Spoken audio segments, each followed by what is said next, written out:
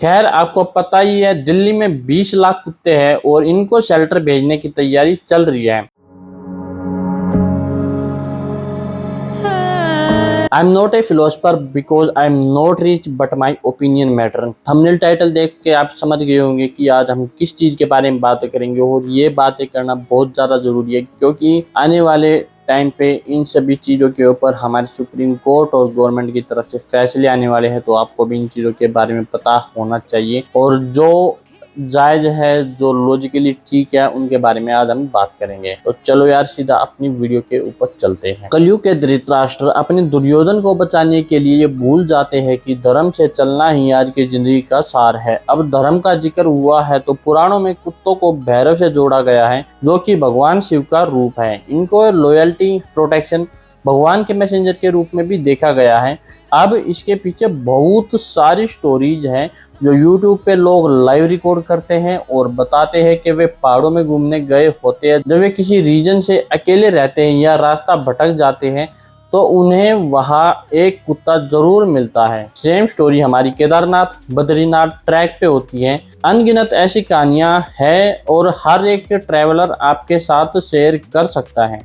और कुत्तों को यमराज के साथ भी जोड़ा जाता है। श्राद्ध में इनको रोटी इसलिए ही खिलाई जाती है ताकि हमारे एंसेस्टर की सोल की जर्नी स्मूथ रहे। ये सब आप पुराणों में पढ़ सकते हैं। अब अगर लॉजिकली बात करें तो जब मानव नहीं अधिमानव हुआ करते थे, उनके विकास के टाइम पे जब वे चार दीवारी में शिफ्ट होना स्टार्ट हुए तो उनको भी कंपेनियन और एक अच्छे प्रोटेक्टर की जरूरत पड़ी। तब से लेकर आज तक कुत्तों से ज्यादा वफादार आज तक इस दुनिया में कोई नहीं है। अब बात कर लेते हैं आज के टाइम के कुत्तों की। आप सबको सुप्रीम कोर्ट के वर्डिक्ट का पता है। इस वर्डिक्ट पे लोग लेफ्ट विंग और राइट विंग पे बढ़ चुके हैं। खैर आपको पता ही है दिल्ली में 20 लाख कुत्ते हैं और इनको शेल्टर भेजने की तैयारी चल रही है। हम सिर्फ और सिर्फ लॉजिकली बात करने की कोशिश करेंगे। सबसे पहली बात, ऐसे फैसले लिए क्यों गए हैं उसका रीजन है कि 140 करोड़ की आबादी वाले देश में 37 लाख डॉग बाइट हुए हैं 2024 में, जिसमें से 20,000 डेथ हुई है रैबिट से। हम इस डाटा को ध्यान से देखें तो ये डाटा बहुत भयानक है जो कि कंट्रोल करना बहुत ज्यादा जरूरी है। इस डाटा को देख के सुप्रीम कोर्ट ने डायरेक्ट ऑर्डर दे दिए कि जो काम 10 से 15 साल में होना चाहिए उसके लिए सिर्फ 8 हफ्ते यानी 2 महीने का टाइम दिया है। यहाँ पे इंसानों की पॉपुलेशन तो बढ़ ही रही है पर डॉग भी यहाँ पीछे नहीं है, जहाँ हम आगे चल के बात करेंगे। पर आजकल आपने देखा होगा एक्स और सोशल मीडिया पे वैसे भी समाज दो टुकड़े में बट चुका है। एक जो डॉग्स को शेल्टर में नहीं भेजना चाहता, दूसरा भेजना चाहता है। दोनों अपनी अपनी जगह एकदम ठीक है। मैं एक सवाल दोनों से पूछना चाहता हूँ। सबसे पहले जो भेजना चाहते उनके लिए है कि क्या इस दुनिया पे आपको ही जीने का हक है? क्या आप ही है जो एक साफ सुथरी दुनिया में रहना चाहते हैं? आपको एक अच्छे रोड चाहिए, आपको वहां पे कोई भी गंदगी और कुत्ते नहीं चाहिए।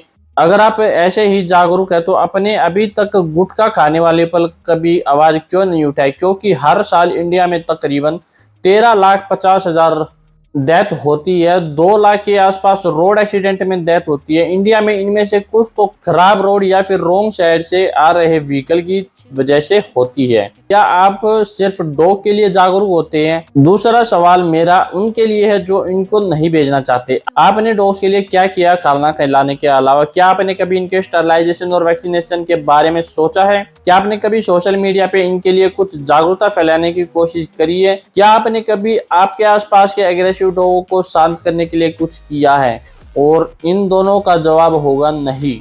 अब रही बात दोनों लोगों की, ये जानते हैं इनको शेल्टर नहीं भेज सकते क्योंकि इतने बड़े शेल्टर अपने पास नहीं है और ना ही किसी शेल्टर में किसी के 100% सेफ एनवायरनमेंट मिल सकता है। आज के टाइम पे इतना बड़ा इंडिया देश है, यहाँ पे हिंदू मेजोरिटी है, बड़े बड़े लोगों की गौशालाएं है, फिर भी गाय हमारी रोड पे घूमती हुई मिल जाती है। अगर इन डॉग्स को शेल्टर भेजेंगे तो इसकी क्या गारंटी है कि ये वहां पे जाके अच्छे से सेफ एनवायरनमेंट में रह पाएंगे, इनको प्रॉपर खाना मिल पाएगा? अगर इन डॉग्स को शेल्टर नहीं भेज सकते तो क्या कर सकते हैं? इनका सॉल्यूशन ये है कि पब्लिक प्लस MCD मिलके इनका स्टरलाइजेशन करना स्टार्ट करें और दोनों मिलके इनको एडॉप्ट करने की मुहिम चलाए ताकि इनको भी सेफ हाउस मिल सके। इससे डॉग की पॉपुलेशन आने वाले टाइम में कंट्रोल कर सकते हैं। पर जो लोग डॉग को छोड़ देते हैं घर पे कुछ दिन रखने के बाद, उनके लिए उनके डॉग का रजिस्ट्रेशन हो और उन्होंने अगर उस डॉग को अबेंडन किया तो उसी टाइम पे उनके ऊपर स्ट्रिक्ट कार्रवाई होनी बनती है। एक मोटा रुपया उनसे हर जाने के तौर पे लिया जा सकता है। अब बात करें तो हर चीज के कुछ नेगेटिव एंड पॉजिटिव इफेक्ट देखने को मिलते हैं। जैसे कि ब्रिजेश सोलंकी जो एक कबड्डी प्लेयर थे, उसको आप जानते हो, जो कि 22 साल की उम्र में मर गए क्योंकि जिस डॉग के बच्चे को बचा रहे थे वो रेबीज से इन्फेक्टेड था और उसी के काटने की वजह से उनकी डेथ हो गई कुछ हफ्तों बाद। पर जिस स्टेट के लिए सुप्रीम कोर्ट ने अपना वर्डिक्ट दिया है, उस स्टेट में 2022 से 2025 तक एक भी रेबीज की डेथ नहीं हुई है। और जहाँ पे डॉग बाइट की बात करें, वहाँ पे हमें इतना सा लोगों को जागरूक करना है कि अगर उनको डॉग बाइट करे तुरंत रेबीज के इंजेक्शन और वैक्सीनेशन की तरफ जाना चाहिए। आपने अभी हाल फिलहाल में सोशल मीडिया पे बहुत सारे डॉग्स बाइट की वीडियो देखने को मिली होंगी। वे कुछ उनके नेगेटिव पॉइंट्स हैं, बट हम जहाँ पे पॉजिटिव पॉइंट्स की बात करें, वहां पे हिमाचल प्रदेश में 63 जिंदगियां बचाई है। जब बाढ़ आने वाली थी तो वहां पे डॉग ने उनको भौंक भौंक के जगाने की कोशिश करी और इससे 63 लोगों की वहां पे जान बच पाई। और एक दूसरे पॉइंट की हम बात करें तो एक बेबी गर्ल की 4 स्ट्रे डॉग ने मिलकर जान बचाई। वहां पे एक डंपस्टर ट्रक गुजरने वाला था तो उन 4 कुत्तों ने तो उस बेबी गर्ल को घेर के खड़े हो गए ताकि उसके ऊपर लोगों का नोटिस जाए और वहां पे एक हादसा होने से बच जाए। और डॉग बाइट इसलिए करते हैं क्योंकि जहाँ डॉग की पॉपुलेशन ज्यादा हो जाती है वहां पे खाने की वजह से एग्रेसिव हो जाते हैं, क्योंकि पहले उन्हें जितना खाना भी मिलता था उनमें वे संतुष्ट हो जाते थे, पर पॉपुलेशन के कारण वे एक दूसरे के ऊपर अटैक करना स्टार्ट कर देते हैं, जिसमें उनमें एग्रेसिवनेस आ जाती है। नॉर्मली डॉग बाइट नहीं करते क्योंकि ये उसकी प्रॉपर्टी नहीं होती है। अगर डॉग के भाई बहन किसी गाड़ी के नीचे आके मर जाते हैं तो वे उस टाइम पे गाड़ियों को अपना एनिमी मानना स्टार्ट कर देते हैं, इसलिए वो गाड़ियों के पीछे भागते हैं। और दूसरा सिनेरियो आपने देखा हुआ है कि डॉग बच्चों के ऊपर ज्यादा बाइट करने के लिए इसलिए भागते हैं क्योंकि आज के टाइम पे जो पेरेंट्स है वे अपने बच्चों को नहीं सिखाते कि जो डॉग है वो एक लिविंग थिंग है। अगर आप उसको किक करोगे, आप उसके ऊपर चप्पल फेंक के मारोगे तो डॉग आपके पीछे भाग सकता है, आपको काट सकता है और उसको भी पेन होता है, उसको भी चोट लगती है जब आप ऐसा कुछ करते हो। इसी की वजह से डॉग्स छोटे बच्चों के ऊपर अटैक करना स्टार्ट कर देते हैं। ऐसी बहुत सारी वीडियो आपको सोशल मीडिया पे देखने को मिलेंगी जहाँ पे एक बच्चे को प्रोटेक्ट करने के लिए डॉग अपने तट पर खड़ा हो जाता है। पर अपने इंडिया में पर बहुत सारे ऐसे सिनेरियो देखने को मिलते हैं। जैसे कि आज मैं शाम को अपने दोस्तों के साथ घूमने गया था तो वहाँ पे कम से कम भी 5-6 कुत्तों का ग्रुप लोटा हुआ था और वो सो रहे थे। तो पीछे से एक छोटा बच्चा आया और उसने उन सभी कुत्तों को किक करना स्टार्ट कर दिया। अब उसके पेरेंट्स वहीं पे थे, उन्होंने कुछ एक्शन नहीं लिया और अब बाद में अगर वे डॉग्स उसको काटते हैं तो इसका जिम्मेवार वो बच्चा नहीं, वे पेरेंट्स नहीं, वे डॉग हो जाएंगे। अब बच्चों को क्या लगता है, बच्चे टैडी के साथ खेलते हुए टैडी को पटक पटक के मारते हैं। उनको लगता है कि जैसे हम टैडी को मारते हैं वैसे हम किसी भी जानवर को मार सकते हैं, उनको पेन नहीं होगा। बट इसी चीज का डिफरेंस आपको पेरेंट्स को सिखाना होगा। अगर हम लाइफ की बात करें तो डॉग की 1 साल की लाइफ इंसान के 7 साल के लाइफ स्पैन के बराबर है। अगर इन सभी चीजों को ध्यान रखा जाए तो डॉग्स और ह्यूमन बीइंग के बीच कोई पत्थर और डॉग बाइट जैसी लड़ाई ना होए। डॉग एग्रेसिव होने के कारण ये भी है कि मेल और फीमेल जब मेटिंग के लिए अपने टाइम पे निकलते तो वे बहुत सारी लोकेशन पे घूमते हैं। उसकी वजह से जो डॉग होते हैं वे टेरिटोरी मार्क करना स्टार्ट कर देते हैं कि ये मेरी टेरिटोरियल मार्क है। इसी वजह से डॉग्स ग्रुप के बीच में फाइट होती है और उन्हीं फाइट के कारण डॉग एग्रेसिव बन जाते हैं। अगर स्टरलाइजेशन वैक्सीनेशन हमारा डन हुआ होगा डॉग्स का तो डॉग्स बिना बात के घूमना बंद कर देंगे, वे अपनी एक ही जगह पे रहेंगे और वहीं पे अपना अच्छा जीवन बिता पाएंगे। जिसकी वजह से उनके अंदर एग्रेसिवनेस भी खत्म हो जाता है और उनका टेस्टोस्टेरोन लेवल भी कम हो जाता है। इसी के कारण वे डॉग इंसानों को लेके भी एग्रेसिव हो जाते हैं। इसलिए स्टरलाइजेशन पहला स्टेप होना चाहिए हमारी प्यारी गवर्नमेंट का। और सबसे बड़ी बात है कि इनका जो स्पीड है उसको बढ़ा देनी चाहिए, क्योंकि मैंने अपनी गली के कुत्तों का स्टरलाइजेशन के लिए MCD में अपलोड की है फोटो, डाटा अपलोड किया, बट और जो अपलोड डेट थी वो 2 अगस्त की थी और आज आपको पता है कि 16 अगस्त हो चुके, अभी तक उस चीज का कोई रिस्पॉन्स नहीं आया। तो यार सरकार के साथ साथ जो उनके सब डिपार्टमेंट है वे भी बहुत ज्यादा डिले है इन चीजों को लेके। और आपको अपने देश का हाल पता है, इधर E20 जो कि एथेनॉल 20 है और SSC स्कैम के हॉट टॉपिक को डाइवर्ट करने के लिए डॉग टॉपिक गवर्नमेंट को उठाना पड़ा है ताकि वे बातें पुराने बस्ते में चली जाए। Let's talk about SSC scam. ये अपने देश का ऐसा भिंडी बाजार है जहां आप जाओगे और हेडेक के अलावा कुछ नहीं लाओगे। फिलहाल SSC ने अपने एग्जाम वेंडर चेंज किया है जिसका नाम है एडिक्वेटी। अब इस वेंडर की जितनी तारीफ करोगे उतना कम है, क्योंकि फ्रस्ट्रेशन के अलावा यहाँ कुछ नहीं मिलता है। जम्मू के लोग जाएंगे अंडमान निकोबार एग्जाम देने और घर से पहले ही दिन 500 किलोमीटर की ट्रिप के लिए रेडी हो जाना है। अगर आप एक सुपर हीरो नहीं है तो एग्जाम में पहुंचना इम्पॉसिबल है, क्योंकि एक रात पहले ही मिलता है आपको एडमिट कार्ड। अगर आप टाइम पे पहुंच भी गए तो एग्जाम स्टार्ट होगा आपका 1 घंटे के बाद। अगर एग्जाम आपका सही सलामत स्टार्ट हो जाता तो अच्छी बात है, वरना 500 किलोमीटर के बाद आपका पेपर कैंसिल उसी टाइम हो जाएगा और वो रीशेड्यूल होगा बाद में। और जहाँ पे हम सेंटर की बात करें वहाँ पे लोगों को अपने गाय भैंस के दूध निकालना पड़ता है। बहुत सारे बैकलैश और हमारे टीचर की DOBT मीटिंग के बाद इन्होंने CGL और जो लास्ट एग्जाम हुए हैं उनको रीशेड्यूल किया है। देखते हैं सितंबर में SSC के एग्जाम सेंटर के अंदर माउस कीबोर्ड काम करेगा या नहीं करेगा। Now let's talk about our last topic which is very important. और इन दोनों को दबाने के लिए बेचारे डॉग्स की बलि चढ़ा दी गई है और ये टॉपिक है E20 एथेनॉल ब्लेंडेड फ्यूल, जो कि कैंसर हमारे व्हीकल के लिए। अब आप लोग बोलोगे कि ये एथेनॉल फ्यूल क्या है। इसमें आपके एथेनॉल की परसेंटेज डाली जाती है। जैसे अगर 2025 से पहले बहुत सारे पेट्रोल पंप पे E10 पेट्रोल मिलता था, जिसका मतलब है उसमें 10% एथेनॉल होगा और बाकी 90% हमारा पेट्रोल। इस पेट्रोल के कारण हमारे इंजन को कोई प्रॉब्लम नहीं होती थी, क्योंकि वो इस 10% एथेनॉल को इजीली डाइजेस्ट कर सकता था। उस टाइम मैक्सिमम व्हीकल E10 थे।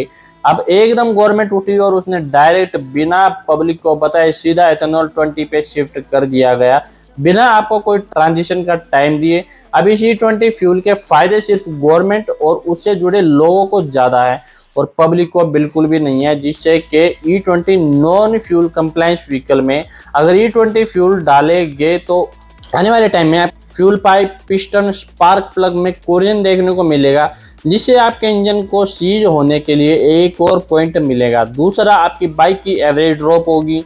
तीसरा, आपकी बाइक की एवरेज ड्रॉप होने के साथ साथ उसकी परफॉर्मेंस ड्रॉप होगी, जो कि ये बात गवर्नमेंट ने खुद मानी है। जैसे कि सुबह क्रैंकिंग के टाइम पे ये ज्यादा स्मेलेगी, आपके बाइक को और ज्यादा स्ट्रगल करना पड़ेगा, जो कि एक फ्रस्ट्रेशन को जन्म देगा आपकी जिंदगी में। और फायदे किसके, वो सिर्फ नितिन गडकरी और गवर्नमेंट को है। जब एथेनॉल की मात्रा 10% थी वहां पे भी मिक्सर पेट्रोल हमें मिल रहा था। अब जब एथेनॉल की मात्रा 20% पे जा चुकी है, मतलब 10% एक्स्ट्रा बढ़ चुकी है, तो वहां पे भी गवर्नमेंट को बहुत ज्यादा पैसे बच रहे, क्योंकि E20 का और E10 का जो पेट्रोल प्राइस है वो एकदम एग्जैक्ट सेम है, उसमें कोई डिफरेंस देखने को नहीं मिलता। एथेनॉल हमारी गवर्नमेंट को सस्ता पड़ता है, क्योंकि एथेनॉल हमारे इंडिया में ही बनाया जाता है और गवर्नमेंट को बहुत सारे फायदे। उसमें से एक फायदा ये भी है कि रशिया और यूक्रेन वॉर में इंडिया सस्ते में रशिया से क्रूड ऑयल ले रहा है और ये रिफाइन कर रहा है फिर बेच रहा है। जाहिर सी बात है वो इंडिया में भी सप्लाई हो रहा है। इस हिसाब से क्या आम पब्लिक के लिए प्राइस ड्रॉप हुए? नहीं। क्या हमें E20 सप्लाई होने के बाद पेट्रोल प्राइस ड्रॉप हुए? नहीं, ऐसा नहीं होगा, क्योंकि यहाँ घटिया चीजों के भी फायदे चीख के बताए जाते हैं और बढ़िया चीज नाम की कुछ चीज होती ही नहीं है। अब हमारे यहाँ फायदे नितिन गडकरी को ज्यादा मिल सकते हैं, क्योंकि एथेनॉल कंपनी में उसकी फैमिली की भागीदारी है और वो इस बात पे कहते हैं जिस कंपनी की भागीदारी उसकी फैमिली को है वो कंपनी करोड़ों के घाटे में है। सर मैं इतना कहना चाहता हूँ आप सबको कि जहाँ डिमांड होगी और सप्लाई को मेंटेन किया जाएगा तो वहाँ कंपनी के लिए करोड़ के घाटे कुछ दिनों में पूरे हो जाएंगे। हम आम जनता को मिला क्या? हमें ना फ्यूल प्राइस ड्रॉप मिला, ना हमें फ्यूल एफिशिएंसी मिली, ना हमें व्हीकल की लॉन्ग लाइफ मिली।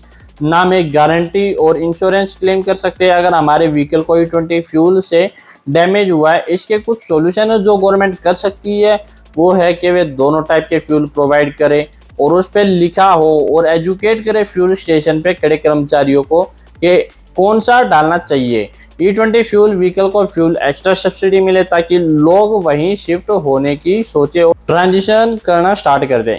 कंपनी ये कर सकती है कि वे जिनके व्हीकल E10 कंप्लाइंस है उनके लिए अपग्रेडेबल किट प्रोवाइड कराए ताकि लोगों को अपने व्हीकल ना बेचने पड़े और वे अपने व्हीकल को अपग्रेड कर सकें। सरकार के इस फैसले से 2023 से पुराने सारे व्हीकल आउटडेटेड है। इसकी वजह से परफॉर्मेंस एवरेज ड्रॉप मिलेगी और मेंटेनेंस बढ़ेगी। इसका एक सॉल्यूशन है, उसके बारे में हम आने वाली वीडियो में बात करेंगे। पर अभी एक चीज और है जिस पे ध्यान देना चाहिए। 2016 में एनजीटी के रिपोर्ट पे सुप्रीम कोर्ट ने दिल्ली में 10 साल पुराने डीजल और 15 साल पुराने पेट्रोल व्हीकल को बैन कर दिया था। अब 2025 में सुप्रीम कोर्ट ने फिर से सुनवाई की और कहा कि हम इस लॉ पे रोक लगा दी है अगली सुनवाई तक, क्योंकि आपने पहले सुना था कि दिल्ली गवर्नमेंट ने कहा था अब से पेट्रोल डीजल नहीं मिलेगा आपको दिल्ली में 10 साल पुराने डीजल और 15 साल पुराने पेट्रोल व्हीकल को। इसके बाद पब्लिक का बैकलैश गवर्नमेंट को देखना पड़ा। उसके बाद उन्होंने एक्स पे ट्वीट किया और सुप्रीम कोर्ट में पिटीशन डाली। फिर सुप्रीम कोर्ट ने इस लॉ पे रोक लगाई। अब मैं ये कहना चाहता हूँ कि इसके पीछे कोई फैक्ट नहीं था तो सुप्रीम कोर्ट को फैसला लेने की क्या जरूरत थी 2016 में। और इन 9 सालों में जिन लोगों को ब्यूटीफुली मेंटेन्ड व्हीकल जो स्क्रैप हो गई उनके लिए सुप्रीम कोर्ट किसको दोष देगी। एज पर एक्सपर्ट, अगर आप अपने व्हीकल को पीरियडिकली मेंटेन करते हैं तो आपके व्हीकल लॉन्ग टाइम तक चलने के लिए बने हैं। वैसे भी हर इंसान अपने 10 साल पुराने व्हीकल वैसे भी बेच देता है, क्योंकि मैं पहले ही बता चुका हूं कि टाइम के साथ आपके व्हीकल के रबराइज्ड पार्ट गलने लगते हैं जिससे उसमें प्रॉब्लम और रैटलिंग नॉइस आनी स्टार्ट हो जाती है। पर कुछ लोग अपने व्हीकल को बहुत अच्छे से मेंटेन करते हैं जिनको बेचने की जरूरत नहीं पड़ती। अब रोल्स रॉयस अपनी गाड़ी ऐसी बनाती है कि उसको आप 100 सालों तक चला सकते हैं, उसका कुछ भी नहीं बिगड़ता। और कभी कभार आपने देखा होगा टोयोटा कार भी 10 लाख किलोमीटर चलने के लिए बनी होती है। पर ऐसी कोई कंट्री नहीं है जहां ये व्हीकल ऐसे एकदम बैन कर दिए जाते हैं और डायरेक्ट पब्लिक के ऊपर फोर्सफुली अप्लाई कर दिया जाता है। यूरोपियन कंट्री डीजल व्हीकल को बैन करने की सोच रहे हैं